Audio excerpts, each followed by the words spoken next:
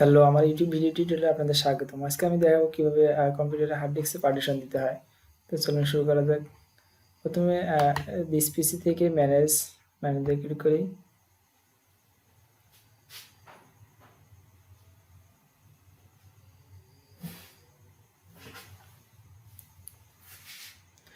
Manage থেকে disk management,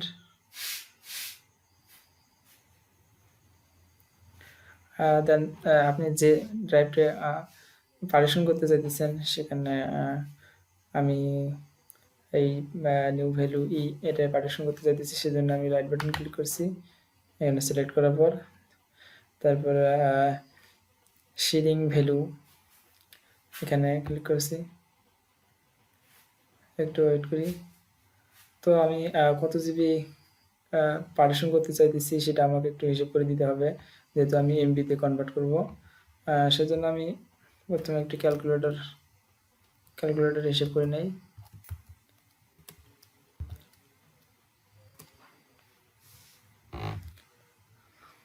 তো 1024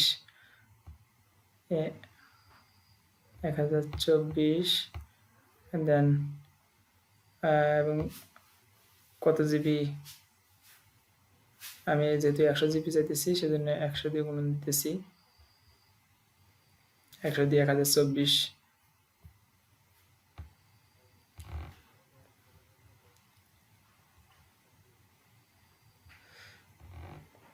তো এখানে মানটা বসে দিই 1,02,400। 1,02,400।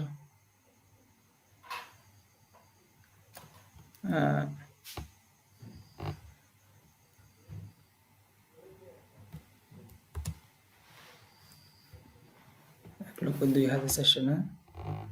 ওকে,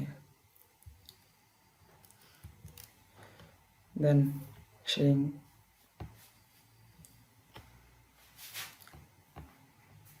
তো এই যে আমার পার্টিশন হয়েছে 100 জিবির।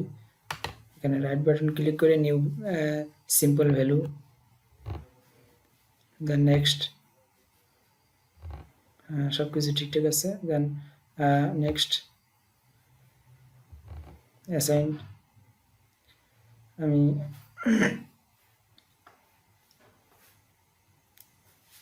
এইচ রাখছি, ড্রাইভ ড্রাইভ, দেন আবার নেক্সট।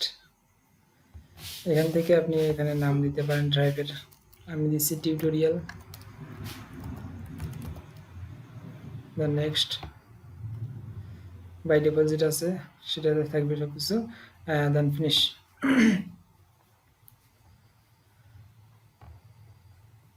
তো হয়ে গেল পার্টিশন। এস নামে পার্টিশন দেখাইছে।